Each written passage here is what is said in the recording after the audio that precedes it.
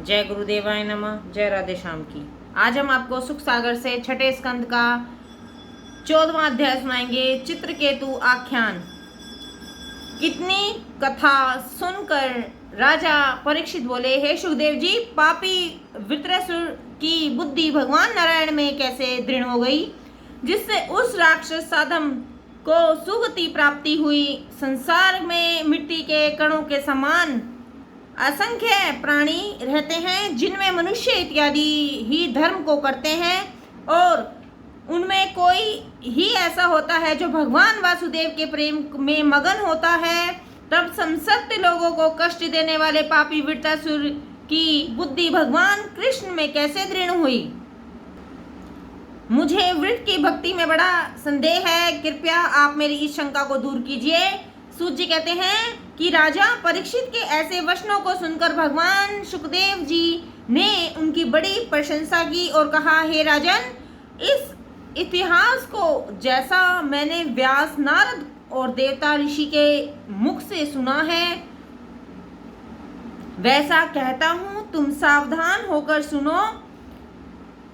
शूरसेन देश में एक चित्रकेतु नाम का सार्वभौम राजा था, जिसके गुणों से प्रसन्न होकर पृथ्वी उसके सब मनोरथों को पूर्ण करती ही।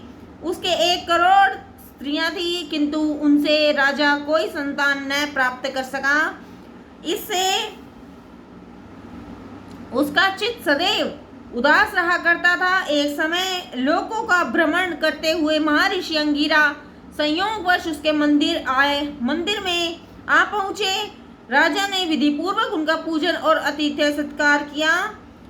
जब वे सुख पूर्वक बैठ गए और राजा भी सावधान होकर उनके निकट बैठे, और तब महर्षि ने राजा चित्रकेतु को विनय पूर्वक बहुत नम्र हुआ पृथ्वी पर समीप ही बैठा हुआ देख उसका सर्वतोभौमेन कुशल समाचार पूछा और कहा कि तुम इतने उदास क्यों हो। राजा ने कहा, महाराज, आपसे क्या छिपा है, परंतु जब आप पूछते ही हैं तब मैं अपनी चिंता को कहता हूँ। भगवान, मैं संतान रहित रहने के कारण अपने पूर्वजों सहित नरकगामी होने जा रहा हूँ। अतः किसी उपाय से आप मुझे संतान लाभ कराइए, जिससे उस दुस्तर नरक से पार हो जाऊं। तब जब राजा चित्रकेतु ने ऋषि से इस प्रकार प्रार्थना की, तब भगवान अंगिरा ने त्वष्टा के योग्य चरु बनाकर राजा को पुत्र पाने के लिए एक यज्ञ किया। राजा की पटरानी का नाम कृतकेती था। महर्षि ने यज्ञ से बचे हुए चरु को पानी को भोजन करने के लिए दिया। फिर राजा से कहा, इससे तुम्हारे एक ऐसा पुत्र होगा जिससे तुम्हें हर्ष और शोक दोनों होगा।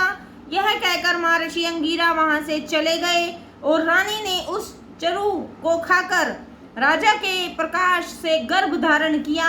समय आने पर रानी को पुत्र हुआ।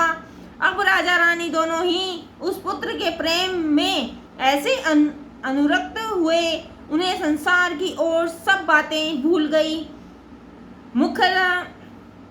अब राजा को उन अन्य सभी स्त्रियों से प्रेम रहित हो गया जो संतान वाली न थी। इससे अन्य रानियां उस बालक से ईर्ष्या करने लगी और एक दिन अवसर पाकर उन्होंने उस कुमार को विष दे दिया। रानी कृतकेती को अपनी सोतों के इस घोर पाप कर्म का पता तक न चला, परंतु जब बहुत देर तक भी बालक सोकर न उठा, तब उसे मृतक हुआ जान लोग रोने चिल्लाने लगे। उसके माता पिता रोते हुए मूर्छित हो पृथ्वी पर गिर पड़े।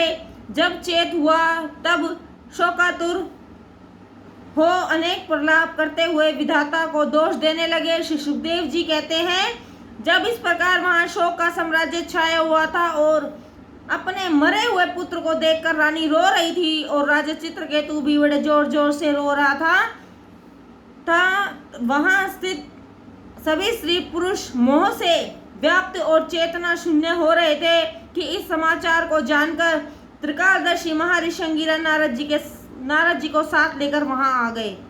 जय गुरुदेवा नमः। जय राधे श्याम की।